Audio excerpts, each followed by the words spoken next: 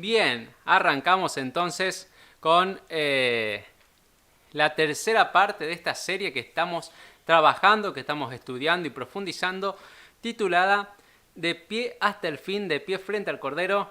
Y hoy vamos a ver de pie como Lot. Una nueva historia, ya estuvimos viendo la historia de Noé, ya estuvimos viendo la historia de Elías y ahora vamos a ver entonces la de Lot. Al final de la serie, que son 7 historias las que vamos a trabajar, vamos a hacer una número 8 también para poder recopilar todo lo que hemos aprendido a lo largo de cada uno de los temas. Bien, bueno, vamos entonces a buscar, si tenés Biblia en tu casa, te invito a que busques en Apocalipsis 6:17, donde está la pregunta clave de toda esta serie que estamos trabajando, que estamos analizando. La pregunta clave dice así, Apocalipsis 6:17. Porque el gran día de su ira ha llegado, ¿y quién podrá sostenerse en pie? ¿No? El gran día de su ira ha llegado, ¿quién va a poder sostenerse de pie? Y exactamente eso es lo que vamos a tratar de ver hoy. Lot, la historia de Lot tiene mucho que ver con el tiempo del fin. ¿Sí? ¿Y cómo sabemos eso? ¿Dónde nos dice eso la Biblia? Bueno, está dicho en Lucas 17, 28 al 33. En la versión Dios habla hoy, les voy a leer. Jesús hizo esa relación entre la historia de Lot y la historia del tiempo del fin. Dice lo siguiente. Lo mismo sucedió en los tiempos de Lot. La gente comía y bebía, compraba y vendía, sembraba, construía casas. Pero cuando Lot salió de la ciudad de Sodoma, llovió del cielo fuego y azufre, y todos murieron. Así será el día en que el Hijo del Hombre aparezca. En aquel día, el que se encuentre en la azotea o en el techo, ¿no? En la terraza, y tenga sus cosas dentro de la casa, que no baje a buscarlas, que no baje a sacarlas. Y el que esté en el campo, que no regrese a su casa. Acuérdense de la mujer de Lot. El que trate de conservar su vida, la perderá. Pero el que pierda la vida, la conservará. ¿No? Y en esta palabra la última frase uno queda medio confundido. ¿Cómo que el que trate de conservar su vida la perderá y el que la pierda la conservará? Hay una frase similar que dijo Jesús a esta, y donde puede explicar y ampliar esta idea, que creo que va a ser el punto central del tema que hoy veamos, ¿no? En un diálogo memorable que tuvo Jesús con Pedro en los Evangelios, Jesús dijo algo muy importante respecto de estas palabras que también las dijo en el libro de Lucas, ¿no? Vamos a leer Mateo 16, 23 en adelante. Jesús venía anunciando de que iba a morir, le estaba diciendo a sus discípulos, miren, yo voy a ser maltratado, voy a ser escupido, voy a ser crucificado, y bueno, me van a pasar cosas malas. Y Pedro los sacó aparte y le dijo, ¿no? Le empezó a reconvenir. ¿Qué le dijo? No, Señor, que esto nunca te acontezca, etcétera, ¿no? Y acá es lo sorprendente, lo que Jesús le responde a Pedro, con las siguientes palabras. Quítate delante de mí, Satanás. Me eres tropiezo, porque no pones la mira en las cosas de Dios, sino en las de los hombres. Ahí, frase número 1 para poder atesorar. No pones la mira en las cosas de Dios, sino en las de los hombres. Entonces Jesús dijo a sus discípulos, si alguno quiere venir en pos de mí, niéguese a sí mismo y tome su cruz y sígame. Segunda frase para memorizar. La tercera, porque todo el que quiera salvar su vida, la perderá. Igual que el texto que leímos antes. Y todo el que pierda su vida por causa de mí, es decir, por causa de Jesús, la hallará. Y ahí se entiende entonces el texto anterior, ¿no? Hay algo que se agrega. Jesús dice, por causa de mí. Claro, porque si perdemos la vida en este mundo por causa de Jesús, la volveremos a recuperar en la tierra nueva y en el cielo nuevo. Esa es la esperanza que tenemos. Porque, ¿qué aprovechará el hombre si gana todo el mundo y perdiere su alma? ¿O qué recompensa dará el hombre por su alma? Porque del Hijo del Hombre vendrá en la gloria a su Padre con sus ángeles, y entonces pagará a cada uno conforme a sus obras. Así que ahí está, ¿no? La idea y la relación entre, y vamos a ver que esta idea de no poner las cosas, los ojos en las cosas del mundo, y esta idea de poder tener en cuenta esta idea de perder la vida en este mundo por causa de Jesús, en vez de querer ganar comodidad y otras cosas, esa idea es un poco la idea que explica la historia de Lot, ¿sí? Y después los vamos a ver y vamos a retomar sobre eso, ¿sí? Así que eso es lo que vamos a trabajar hoy, ¿no? ¿Dónde estás poniendo tus ojos? ¿Dónde está tu corazón? ¿Estás puesto en la tierra nueva o en las riquezas y comodidades de este mundo?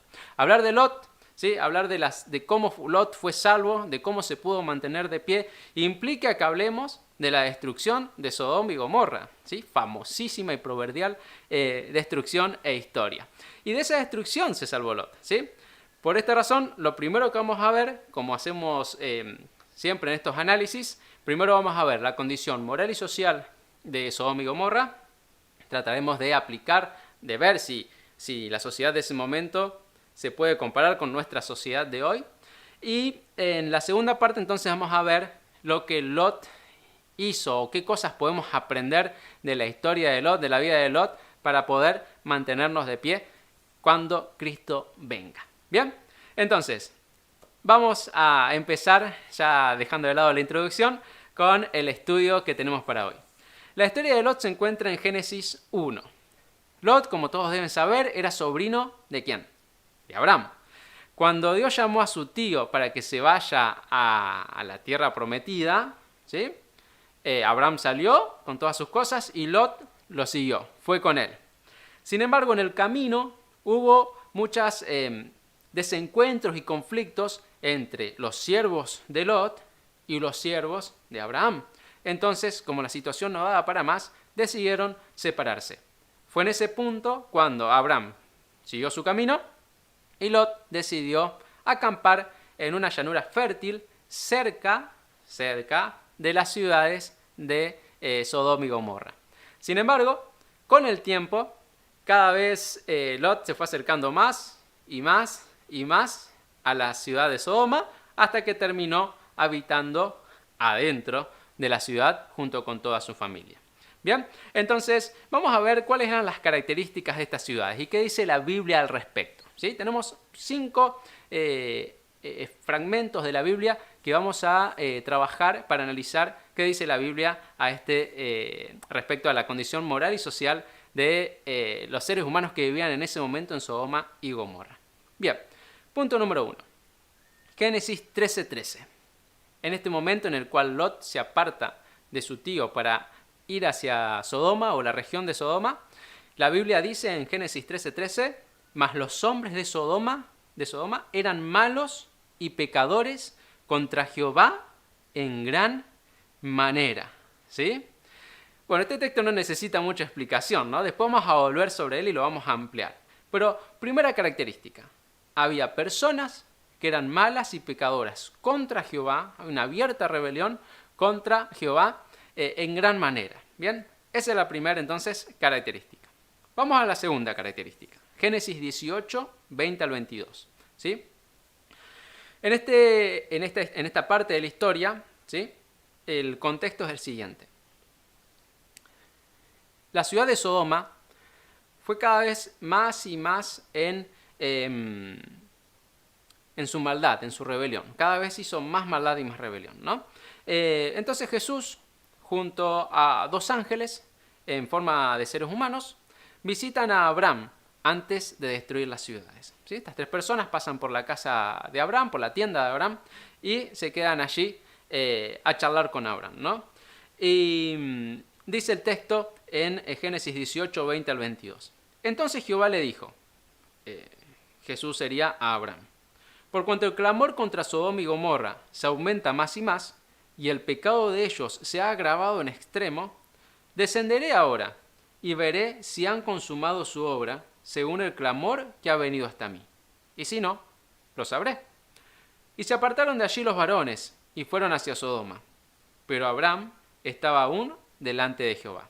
¿Sí? Así que de estos 3 visitantes, 2 fueron a investigar a ver qué pasaba en Sodoma. Y uno, Jesús, Jehová, se quedó con Abraham para dialogar, ¿no? Y ahí se produce una charla interesante que ustedes las pueden buscar, pero no es el caso que la podamos analizar ahora, si no se nos extiende mucho el tiempo. Bien, ahí sucede una intercesión de Abraham por Sodoma, ¿no? Y empieza a decirle, bueno, y si hubiera tal cantidad de justos, ¿vos la destruirías? Jehová le dice, no la destruiría si hubiera justos. Bueno, la verdad que no había ningún justo, digamos, llegó hasta 10, la cuenta, ¿no? La pregunta de Abraham, y si hubiera 10 justos, ¿vos la destruirías? Y Jehová le dice, no, si hubiera 10 justos, no, pero no había ni 10 justos en Sodoma, ¿no? Pero bueno, ahí está ese diálogo entre Abraham y Jehová. Bien, hay 2 frases a destacar en este versículo, ¿sí? La primera frase de los versículos que leímos recién, que me gustaría que podamos resaltar, es la primera: descenderé ahora y veré. ¿Sí? Descenderé ahora y veré. ¿Sí? Esta frase implica un acto de juicio investigador, ¿sí? Una investigación de parte de Jesús, de parte de Dios, antes de ejecutar la sentencia. Ustedes recuerdan la historia de Adán y Eva, ¿no? Adán y Eva pecaron, Dios se acerca a ellos y empieza a investigar, ¿no? ¿Qué hiciste? ¿Dónde estás? ¿Qué pasó? Son las preguntas que Dios le hace a ellos. Y después de investigar, de preguntar, ejecuta sentencia, que está allí toda esta historia en Génesis 3. Si recuerdan también la historia de Noé, que vimos hace poco, antes del diluvio, el texto allí en Génesis 6 decía, y miró Jehová la tierra y vio que estaba llena de violencia. ¿Sí? Entonces, Jesús, Jehová, antes de ejecutar un juicio, de ejecutar sentencia, de destruir al mundo o a una ciudad por su maldad, antes de eso investiga, ¿sí? Mira, se fija, ve, observa, ¿sí? Y eso fue lo que pasó. Bueno, y nosotros hoy, ¿sí? También estamos viviendo en esa investigación, ¿no? Dios hoy está mirando la tierra, está observando, está investigando. Esto lo sabemos porque estamos estudiando, lo sabemos nosotros en el adventismo, porque estudiamos las profecías de Daniel 8:14 y Daniel 9:25-27. Según la interpretación histórico literal, nosotros creemos que desde 1844 en adelante comenzó ese proceso de investigación, antes de que Dios ejecute su juicio contra este mundo. Así que ahí podemos hacer alguna relación. La segunda frase de los versículos que leímos recién, que me parece que son importantes poder analizar, es esta idea de que Jehová iba a investigar según el clamor que ha venido hasta mí. ¿Quién estaba clamando a Dios? Es la pregunta, ¿no? Porque le llegó un clamor a él. Por eso viene la actuación de Dios. Tenemos 2 opciones, ¿sí? Para responder esta pregunta. ¿Quién estaba clamando?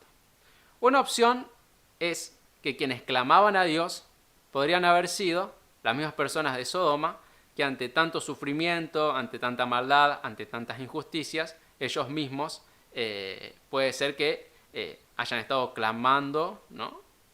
Por la injusticia que había, ¿no? Quejándose, pasándola mal. Puede ser eso. Pero también, y yo me voy más por esta opción, puede ser que ese clamor haya sido el clamor de Lot. Acuérdense que Lot vivía allí en Sodoma. El clamor de Lot. Y esto lo podemos ver en 2 de Pedro, capítulo 2, versículo 6, que dice así, Pedro.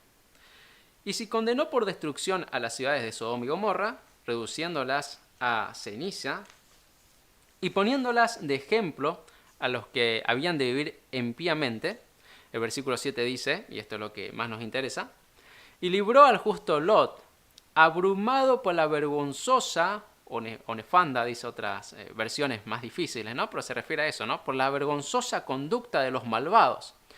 Porque este justo, Lot, que moraba entre ellos, afligía cada día su alma justa, viendo y oyendo los hechos inicuos de ellos.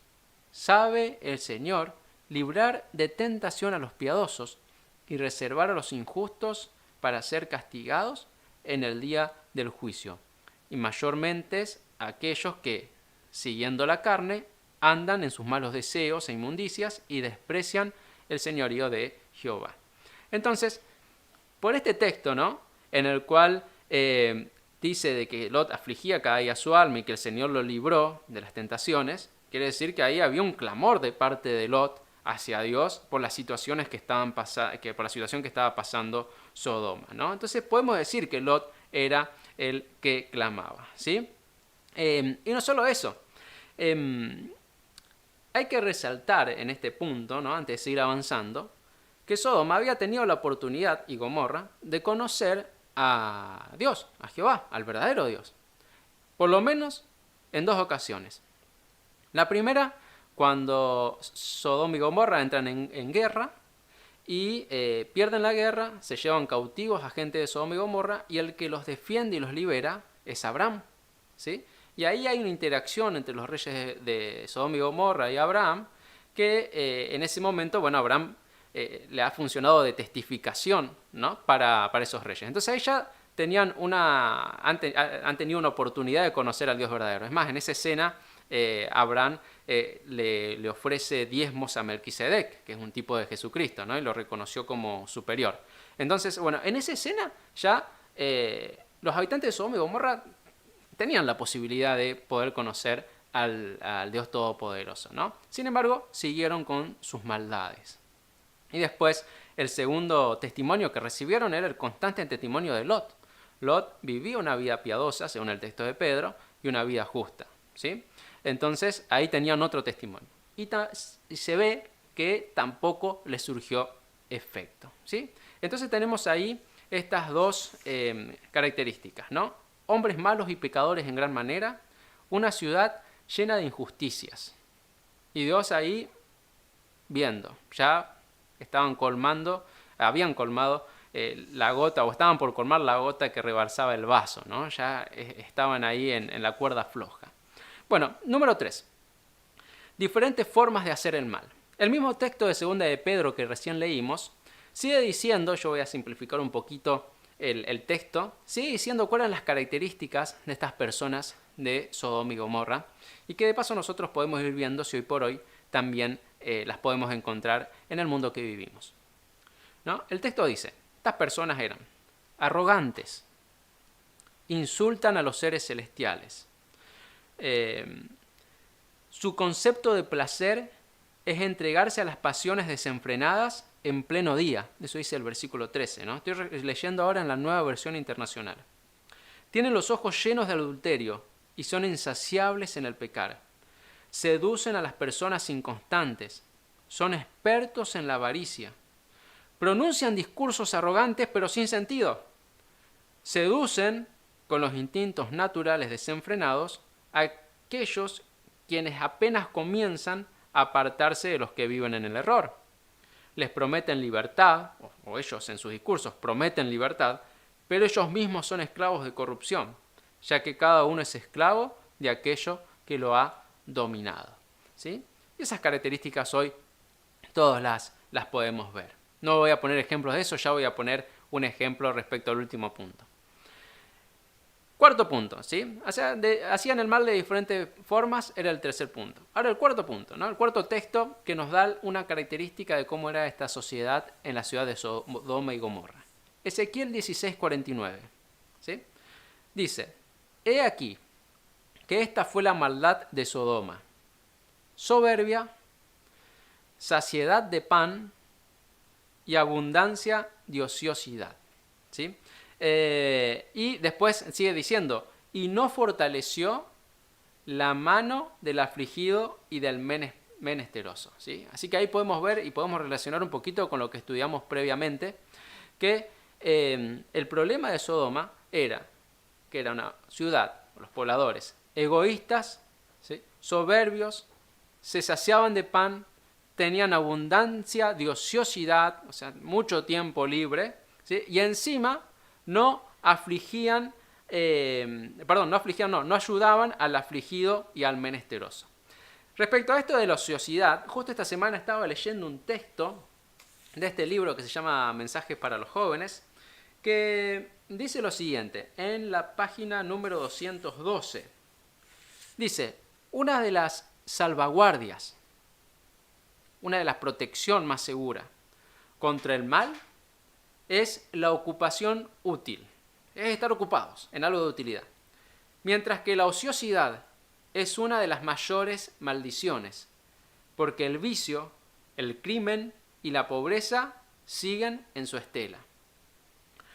Los que están siempre ocupados, que atienden alegremente sus tareas diarias, son los miembros útiles de la sociedad. Por el cumplimiento fiel de los deberes que hallan en su senda, hacen que su vida les beneficie a aquellos mismos y a otros. El trabajo diligente los guarda de muchas de las trampas de aquel que haya siempre alguna mala ocupación para las manos ociosas.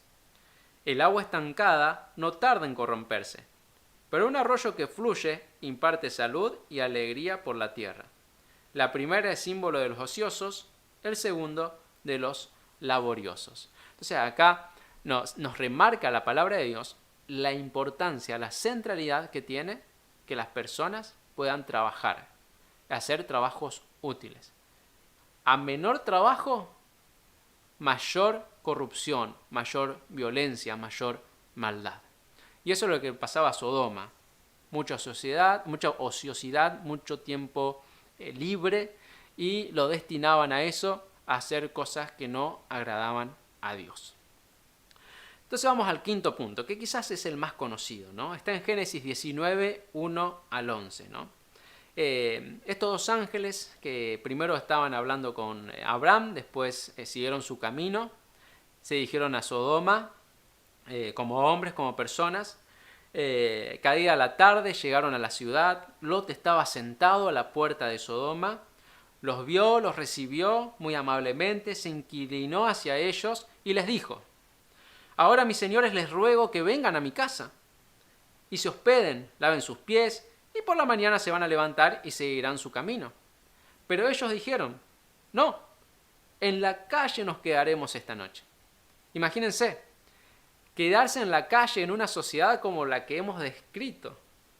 Es más o menos como que hoy, imagínense si tu hija, tu hijo o algún ser querido tuyo tenga que dormir hoy en la calle, en una plaza. Terrible, ¿no? Ahí está a merced de cualquier delincuente, de cualquier cosa que le hagan mala. Está re insegura la calle. Por eso todos estamos, ya antes de la pandemia, ya medio que nos estábamos encerrando con rejas y con un montón de llave en la puerta, porque nos cuidamos de la inseguridad, de la maldad que nos rodea, ¿no? Así que Sodoma estaba en una situación similar. Y estos ángeles le decían: no, quédate tranquilo, Lot, vamos a dormir en la calle. Entonces Lot, ¿no? Y acá una gran diferencia que marca la realidad de Lot de las personas que vivían en Sodoma. Lot dice: no, insistió, porfió con ellos hasta que los convenció de poder ir a su casa. Entonces, y acá viene la parte que muestra el carácter de las personas de esta ciudad, dice: antes de que se acostasen, rodearon la casa los hombres de la ciudad, los varones de Sodoma, desde el más joven hasta el más viejo, y llamaron a Lot y le dijeron: ¿dónde están los varones que vinieron a ti esta noche? Sácalos para que los conozcamos. Esta frase conocer en la Biblia, como ustedes ya deben saber, se refiere a sácalos porque queremos tener relaciones con ellos, relaciones íntimas, sexuales. Dicho en un vocabulario actual, los querían violar, ¿sí? Querían abusar, acosar de ellos, querían violentarlos. Y esa era entonces una de las características de las personas de Sodoma, ¿no? Corrupción sexual, violaciones, violencia. No importa si eran gente extranjera, no, con más razón, ¿sí? Entonces Lot salió a negociar con ellos, les trató de decir que por favor no hagan esa maldad, y fíjense la respuesta de estas personas. Les dice: quita ya, o sea, diciendo, córrete, ¿sí? Vino este extraño, se decían entre ellos, para habitar entre nosotros y se va a erigir como juez. Hoy diríamos: ¿qué me viene a decir a mí lo que tengo que hacer, ¿no? Ahora te haremos más mal que a ellos. Y hacían gran violencia al varón, a Lot. y se acercaron para romper la puerta. Entonces los varones, los ángeles, con un disfraz, si se quiere, humano, alargaron la mano y metieron a Lot en casa con ellos y cerraron la puerta. Y los hombres que estaban a la puerta de la casa, y a los hombres que estaban a la puerta de la casa, hirieron con ceguera desde el menor hasta el mayor, de manera que se fatigaban buscando la puerta para poder entrar. Terrible, terrible escena. Y de estas dos frases que recién mencioné, que recién señalé, ¿no? Cuando los sodomitas le preguntan a Lot, ¿este se va a erigir en juez ante nosotros? El comentario bíblico adventista dice, el intento de Lot, de esa frase, de frustrar el mal propósito de ellos, sirvió tan solo para enfurecer a aquellas personas. No toleraban que nadie les dijera lo que debían hacer. Y hoy lo mismo, ¿no? Hoy hay muchísima soberbia, ¿no? Y se escucha mucho esta frase, o al menos esta frase creo que identifica a muchas personas hoy en día, ¿no? Yo soy mejor que nadie y a mí nadie me puede decir ni hacer nada. Soy intocable, yo hago lo que quiero y que nadie me venga a decir lo que tengo que hacer. Hay una imagen que me impactó, que seguramente ustedes la habrán visto porque salió en todos los medios de comunicación. Antes de la pandemia estuvo el asesinato de este chico Fernando por un grupo de 12 rugbyers, ¿sí? No sé si lo recuerdan. Y la escena de los videos que pasaban, escenas violentas, ¿no? A mí me sorprendía mucho, después de haberlo matado a este chico, cómo estos jóvenes se daban vuelta y seguían caminando con estas características, ¿no? Con soberbia, ¿sí? Habían hecho algo terrible, pero salían como que se hubieran logrado algo buenísimo, con mucha soberbia, como diciendo a mí nadie me toca ni me va a decir nada, ¿no? Y eso hoy también lo vemos ahí, también lo vemos en la industria musical y en tantas otras cosas. Y por otro lado, la idea esta de los abusos, de las violaciones, ¿cuántas noticias tenemos hoy de eso, no? La última noticia que yo escuché de esto, ¿no? Es de un productor de Hollywood que ya dejó de trabajar en Hollywood ya hace bastante. Es el productor de la saga de películas Los Juegos del Hambre. No sé cuántos la habrán visto o escuchado. Y es una película muy, muy exitosa, muy famosa. Pero bueno, él dejó Hollywood y una de las cosas que empezó a hacer esta persona es a denunciar todo un sistema de trata de personas y especialmente lo denuncia porque esas personas son niños, ¿sí? Él denuncia que tanto en Hollywood como en la industria musical también están involucrados en ese sistema de trata de personas, de niños que se los intercambian como caramelos, dice este productor. Están involucrados políticos, ¿sí? Tanto demócratas como republicanos, que son los dos partidos grandes que tiene allí Estados Unidos. Están involucrados los grandes medios de comunicación. Están, como dije recién, los artistas, tanto de la música como de Hollywood, todos implicados. Al menos lo saben, ¿sí? Como mínimo lo saben. Y otros participan de la trata de personas, de niños, ¿no? Y los secuestran, los violan, etc., ¿no? Aberrante lo que hacen. Traje el video del testimonio de él, pero decido ahora no pasarlo mejor. Creo que va a ser más saludable. ¿Sí? Ustedes lo pueden buscar. El productor de Los Juegos del Hambre hizo un documental que se llama La Voz de los Niños, en inglés. Y él hace este video justamente para denunciar que la plataforma donde la subió, la plataforma esta, censuró el video, ¿no? Entonces, no solamente denunció que le censuraron el video, sino que también el video era una película que justamente mostraba todo lo que él había descubierto. No solamente le censuraron eso, sino que aprovechó de paso a denunciar todo lo que está pasando, ¿sí? Así que fíjense lo corrompida que está nuestra sociedad hoy en día, ¿no? Y acá en Argentina también hemos tenido casos en el Club Independiente, también los casos que suceden con la Iglesia Católica. Hay muchísimos casos de eso. Y hay algo que esta persona, este productor, dice en su video, que me parece que es central para nosotros, ¿no? Y que dice, todas aquellas personas, actrices, actores, periodistas de medios de comunicación, que te miran por la cámara y te sonrían, todas ellas saben lo que está pasando. Saben de la trata de personas y te lo están ocultando, ¿no? ¿Y qué cosa esta, no? Te sonríen en la cámara, pero por detrás están haciendo algo aberrante y terrible. Inclusive, las películas, las músicas que provienen de estos centros, cuando uno las compara con la Biblia, es totalmente lo contrario, es diametralmente opuesto. Y uno puede analizar todas las cosas esas que suceden allí y son casi idénticas a los pecados que la Biblia menciona que cometían en Sodoma y en Gomorra, por las cuales fueron destruidos. Así está nuestro mundo.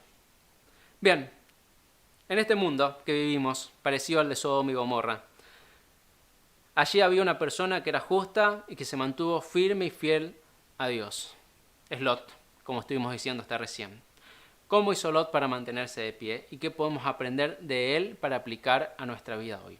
3 cosas de esto. En primer lugar, ya lo leímos en 2 de Pedro 2, 7 al 9. Lot afligía cada día su alma a causa de la corrupción imperante. Cada día se acercaba a Dios de manera desesperada, ¿sí? Buscando protección, seguridad, paz en Jesús para poder afrontar las tentaciones y la cantidad de luchas que tenía allí en esa ciudad. En Joel 2, 11 al 13, se nos dice lo siguiente: Jehová dará su orden delante de su ejército, porque muy grande es su campamento. Fuerte es el que ejecuta su orden, porque grande es el día de Jehová. Y muy terrible, ¿quién podrá soportarlo? ¿Quién podrá estar de pie? ¿Sí? No sé si atan los hilos allí. Se está hablando del mismo tiempo, el tiempo del fin antes de la destrucción de este mundo. ¿Quién podrá estar de pie? Fíjense el consejo que da el profeta Joel, que da Jehová, Jesús, a través del profeta. Por eso pues ahora, dice Jehová, conviértanse a mí con todo su corazón, con ayuno, con lloro y lamento, ¿sí? Aflijan sus almas, que es lo que hacía Lot, afligía su alma todos los días, con lloro, ayuno y lamento. Rasguen su corazón y no sus vestidos. Conviértanse a Jehová vuestro Dios, porque Él es misericordioso, es clemente, tardo para la ira y grande en misericordia, y que se duele del castigo. ¿Sí? Y es interesante esto, se duele del castigo. Él tiene pensamientos, después vamos a cerrar con esto, tiene pensamientos de paz para el ser humano, de vida en abundancia. Cuando tiene que castigar, cuando tiene que ponerle fin a la vida de alguien porque su corrupción es terrible, le duele, ¿sí? Él quisiera que las personas se arrepientan, se salven. Pero como juez de esta tierra tiene que poner un fin cuando la maldad es exageradamente abierta y mucha, como lo que estuvimos viendo. Entonces, primero, afligir nuestras almas a Dios. Primer punto, Lot hacía eso. Segundo, Lot mostraba una piedad práctica en las cosas pequeñas. Y esto lo vimos cuando Lot atendió y protegió a 2 desconocidos extranjeros que querían dormir en la calle y él les dio asilo en sus casas. Esto tiene mucho que ver con esta idea que vimos hoy de poder hacer pequeños actos de misericordia y benevolencia con quienes nos rodean. Y eso hacía Lot, diametralmente opuesto a lo que hacían las personas que vivían en Sodoma.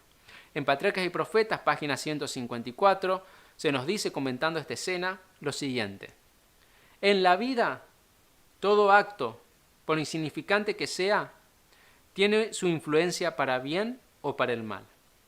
La fidelidad o el descuido en lo que parecen ser deberes menos importantes puede abrir la puerta a las más ricas bendiciones o a las mayores calamidades. Son las cosas pequeñas, las diminutas, las que prueban el carácter. Dios mira con una sonrisa complaciente los actos humildes de abnegación cotidiana, si se realizan con un corazón alegre y voluntario. No hemos de vivir para nosotros mismos, sino para los demás.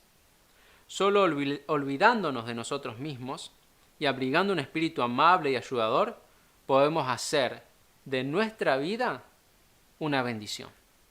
Las pequeñas atenciones, los actos sencillos de cortesía, contribuyen mucho a la felicidad de la vida, y el descuido de estas cosas influye no poco en la miseria humana.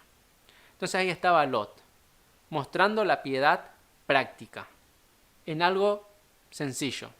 ¿A cuántos a otras personas él le habrá dado asilo, habrá protegido, habrá ayudado? No lo sabemos, pero probablemente era algo que él acostumbraba a hacer eso, ¿no? Ayudar a los demás. Y lo hizo con estos 2 ángeles, aunque él no sabía todavía que eran ángeles cuando le ofreció asilo, ¿no? Y gracias a que los hospedó, ¿sí?, mostró un carácter distinto, ¿no? Y esto es una consecuencia, ¿no?, de que afligía cada día su alma a Dios y estaba en conexión con Jesús. Por eso tenía estas acciones, ¿no? Y hospedó ángeles, y estos ángeles son los mismos que después lo salvaron a él, ¿sí?, y a parte de su familia. Y acá viene, digo parte de la familia, lamentablemente, porque viene una advertencia, ¿sí? Noé y Elías, uno ve sus luchas, cómo se quedaron de pie ante la corrupción, y parecen casi intachables lo que hicieron, ¿no? Al menos en el relato. Pero en Lot hay como ahí algo medio gris, ¿no? Lot se había enredado demasiado con su vida terrenal, ¿no? Es evidente porque por 2 cosas, ¿no? Seguramente había conseguido una vida cómoda y una importante prosperidad económica, ¿no? Esas ganancias se terminaron convirtiendo en una carga pesada, ¿no? Hay 2 cosas que nos muestran esto. En primer lugar, los ángeles tuvieron que apurarlos y despertarlos, ¿no?, de la somnolencia en la que estaban cayendo, porque los ángeles dijeron, bueno, agarrá, anda a avisarle a los familiares que tengas, agarrá lo que tengas y huí de esta ciudad porque va a ser destruida. Y Lot fue, le avisó a sus yernos, los yernos no le creyeron, y después parece que se empezaron a demorar, no salían más, y los ángeles, vamos, apúrense, y no salían, tardaron en salir, hasta que los ángeles tuvieron que medio agarrarlos de las manos y sacarlos de la ciudad, ¿no? Esta actitud que tuvieron los ángeles, el comentario bíblico dice lo siguiente: Lot y su esposa creyeron, pero les resultaba difícil abandonar todas sus posesiones, ¿no? Posesiones, imagínense, el trabajo de sus vidas. Lot se detuvo debido a una confusión y a un aturdimiento momentáneo, indeciso en cuanto a lo que había de llevar consigo al huir. Puesto que los ángeles no manifestaron preocupación por las posesiones de Lot, sacaron a los 4, Lot, su esposa y 2 hijas, por la fuerza, según la misericordia de Jehová para con él. Tal es la debilidad de la naturaleza humana, que incluso un buen hombre, una persona que la Biblia caracteriza como justa, un buen hombre pueda cegarse con el mundo al punto de no poder apartarse de él. Es como quien, y acá me gusta esta analogía, es como quien, estando al aire libre, durante una tormenta de nieve, al sentir una somnolencia fatal que va subiendo por sus miembros congelados, se viera tentado a entregarse a lo que sabe que es el sueño de la muerte. Necesita de alguien que lo despierte y lo inste a seguir a un lugar seguro. ¿Sí? Y esto de dormirse, cuando sabemos las cosas que pasan y uno igual se va durmiendo, adormeciendo, ¿no? Esto es algo que nos pasa muy seguidamente y es algo que le pasa a la iglesia de la Odisea, a la iglesia antes de que venga Jesús.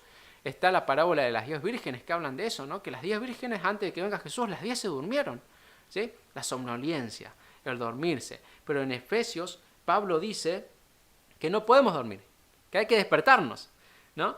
Pablo dice, despiértate, tú que duermes, y te alumbrará Cristo. Despiértate, ¿no? Como lo despertaron a Jonás en medio de la tormenta, ¿no? Los otros marineros a Jonás le decían, hey, ¿qué haces durmiendo? Despertate y clama a tu Dios para que nos salve, ¿no? Como despertó también un ángel a Pedro para sacarlo de la cárcel. Le dijo, hey, despertate Pedro, que te tengo que salvar. Y así nos dice a nosotros, que nos despertemos. Porque Dios quiere obrar maravillas en nuestra vida. Quiere salvarnos de la corrupción de este mundo. Quiere prepararnos para su pronto regreso. Pero nos tenemos que despertar. Esa es la advertencia, ¿no? Y en segundo lugar de esta situación, ¿no? El vivir en medio de Sodoma, sus dudas y vacilaciones comprometieron la salvación de su familia, Su esposa murió en el escape y sus hijas adoptaron prácticas nefastas de Sodoma en su vida. Hoy hablábamos de esto de separarse del mundo, pero vivir en el mundo, no participar de sus prácticas. Pero qué difícil. Fíjense que Lot, cuando se escapaba con su familia de Sodoma, la advertencia fue: no mires para atrás, dale hacia adelante y salva tu vida. A todos le dijeron lo mismo a los ángeles. Pero la esposa de Lot, hay una frase muy linda en el comentario que hace Elena de White. La esposa de Lot dice que miró hacia atrás, porque si bien en cuerpo ella estaba saliendo de Sodoma, su corazón seguía allá adentro. No había considerado un privilegio la salvación que Jehová le había enviado. Inmerecida salvación. No la había apreciado. Prefería más las cosas que tenía en Sodoma, las riquezas, las comodidades.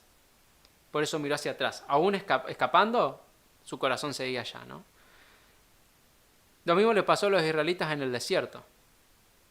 Estaban saliendo de Egipto, pero su corazón seguía en Egipto.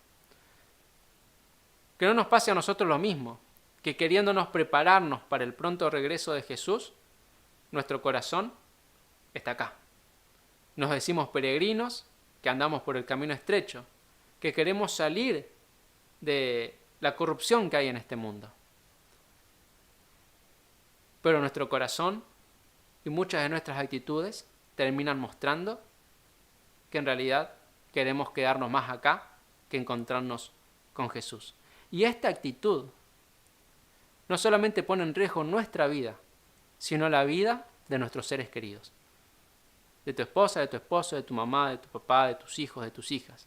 Esa actitud de falta de fe y de confianza pone en peligro la vida de tus seres queridos. Lot, al tardar en salir de allí, hizo que su esposa dude y que después finalmente su esposa decida regresar, y fallecer por esa decisión. Para finalizar, me gustaría retomar el versículo con el que empezamos. Mateo 16:23. Entonces Jesús dijo a sus discípulos: si alguno quiere venir en pos de mí, niéguese a sí mismo, tome su cruz y sígame. Porque todo el que quiera salvar su vida la perderá, y todo el que pierda su vida por causa de mí, la hallará. Porque, ¿qué aprovecharán las personas si gana todo el mundo, pero pierde la vida eterna? ¿O qué recompensa vas a poder dar vos para poder salvarte? Porque el Hijo del Hombre vendrá en la gloria de su Padre con sus ángeles, y entonces pagará a cada uno conforme a sus obras.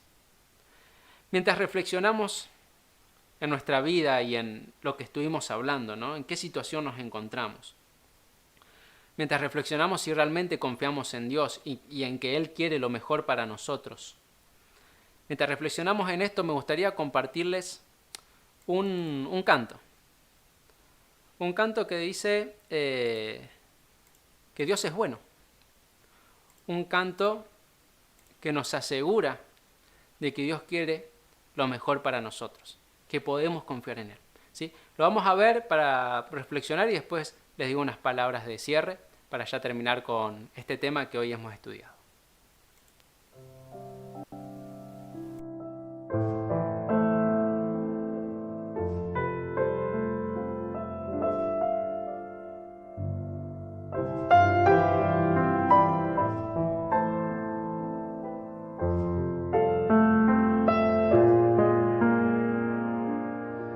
Eres bueno siempre, aun sin merecer,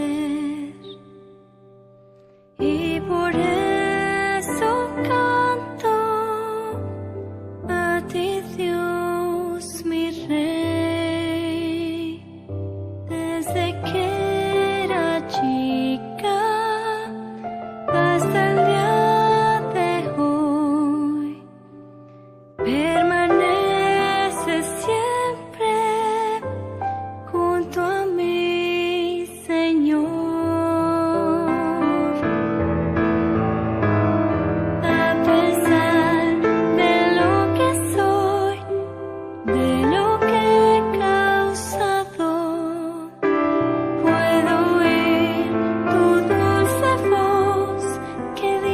aún te amo. Cambia hoy mi historia, llévame a la gloria, llena hoy mi vida de ti, Jesús.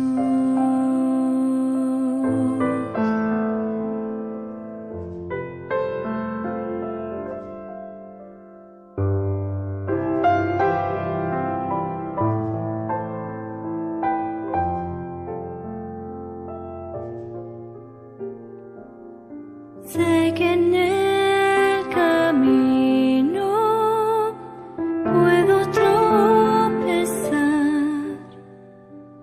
mas tu amor inmenso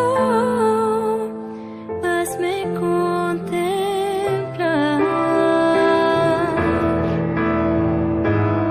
A pesar de lo que soy, de lo que he causado, puedo oír tu dulce voz que dice aún te amo. Cambia hoy mi historia, llévame a la gloria, llena hoy mi vida de ti. Cambia hoy mi historia, llévame a la gloria, llena hoy mi vida de ti,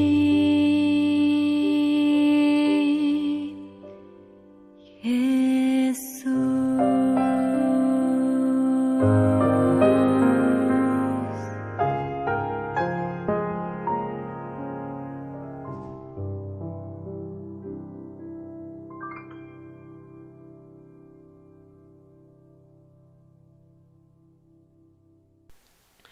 ¿Será que Dios quiere lo mejor para nosotros? Dios es bueno y podemos confiar en Él. El mismo Dios que le pidió a Lot que deje todas sus cosas para ser salvo, ¿sí? Dios le dijo, mira, los ángeles le dijeron, mira, deja esto y salí. Ese mismo Dios te pide a vos que dejes esas cosas que te están estorbando en el camino hacia la salvación. El Espíritu Santo a través de tu conciencia te habrá dicho y te vendrá diciendo cuáles son esas cosas que tenés que dejar para acercarte a Jesús y para poder escapar de la destrucción de este mundo. ¿Será que Dios quiere lo mejor para nosotros? Vuelvo a preguntar. Yo creo que sí, que Dios es bueno, como escuchamos recién, que quiere salvarnos. Quiso salvar a Lot, quiso salvar a Sodoma también. Le dio oportunidad. Y hoy también nos da oportunidad a nosotros y nos quiere salvar. Pero la decisión de tener fe, de confiar en Dios, de abandonar lo que haya que abandonar y seguir a Dios, es nuestra. ¿Qué vamos a decidir? Ojalá que decidamos confiar en Dios, confiar en su amor, en su misericordia y sigamos los pasos de Jesús, dejando atrás todo aquello que nos estorba. Vamos a orar para cerrar y ya después los dejo con el himno y el video de despedida. Querido Señor que estás en el cielo, gracias por tu misericordia, por tu amor, por tu bondad, gracias porque eres bueno. Y te imploramos perdón porque somos lentos para decidirnos por ti, somos lentos para hacer tu voluntad. Divagamos, por ahí dormimos, te imploramos que nos despiertes y que obres en nosotros para que podamos abandonar todas aquellas cosas que son una carga, que nos molestan y que nos retrasan en nuestro camino y peregrinar hacia el cielo nuevo y la tierra nueva.